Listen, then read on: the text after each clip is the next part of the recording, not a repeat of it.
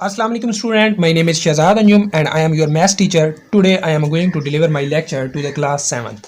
How are you student? I hope you will be fine. Student, आज की हमारी exercise है 4.2 simplify by using the law of exponent into the exponential form.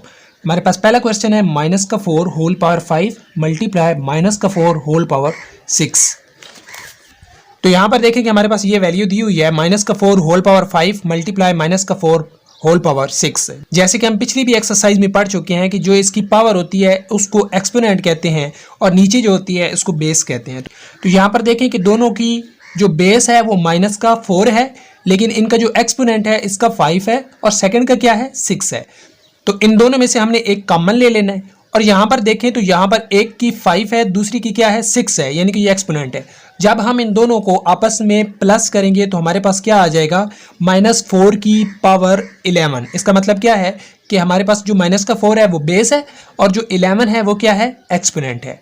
तो second question देखें। Second question में हमारे पास m की power 3 है मल्टीप्लाई m की पावर 4 है। इट मीन्स कि m हमारे क्या है बेस है और 3 और 4 क्या है हमारे पास एक्सपोनेंट है। तो यहाँ पर दोनों में से हमने एक को क्या कर लिया कॉमन ले लिया और ये वाला 3 और ये वाला 4 इन दोनों को आपस में हमने प्लस करना है। जब हम इन दोनों को प्लस करेंगे तो इसका आंसर क्या आ जाएगा 7 आ जाएगा। तो इसके ऑलमोस्ट सारे के सारे क्वेश्चन इसी तरह हैं। जैसे कि ये वाला अगर देखें तो यहाँ पर भी ये भी इसका क्वेश्चन एक जैसा है, अगला क्वेश्चन भी इसका इसी तरह ही है।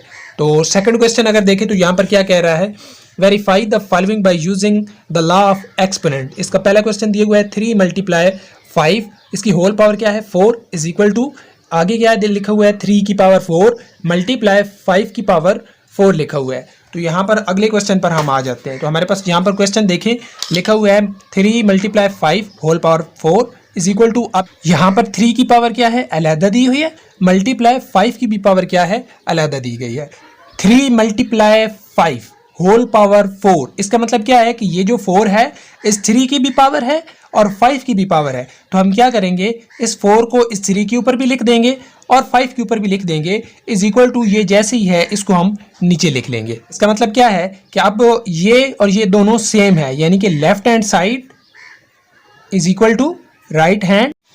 सेकेंड क्वेश्चन है 7 multiply 9 whole power 8 is equal to, इस 7 की अलहदा पावर 8 है और इस 9 की अलहदा पावर क्या है 8 है। इसका मतलब क्या है कि इस बार जो बेस है वो अलहदा है लेकिन जो इनके ऊपर एक्सपोनेंट हैं वो सेम है।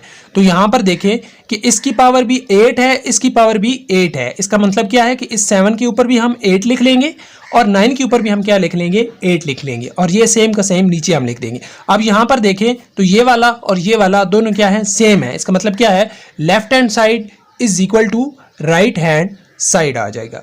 तो थर्ड क्वेश्चन में हमारे पास क्या है 2 की होल पावर 6 मल्टीप्लाई 2 की whole power 3 is equal to 2 की पावर 9, यानी कि हमने इसका जो आंसर है वो क्या निकालना है 2 की होल पावर 9 निकालना है। तो अब यहाँ पर देखें कि ये दोनों क्या है हमारे पास बेस है, तो एक हमने कॉमन ले लेना है, इसकी पावर भी 6 यहाँ पे आ जाएगी, इसकी पावर 3 भी हमारे पास यहाँ पे आ जाएगी। अब 6 और 3 को जब हम प्लस करेंगे तो हमारे पास आंसर क्या आ जाएगा ऊपर 9 आ जाएगा। इसका मतलब क्या है कि 2 की पावर 9 आ जाएगी इज इक्वल टू 2 की पावर यहाँ पर भी 9 आ जाएगी। इट मीन्स कि left hand side is equal to right hand side हमारे पास इक्वल हो गया है। आई होप स्टूडेंट के आप लोगों को ये भी क्वेश्चन समझ आ गए होंगे।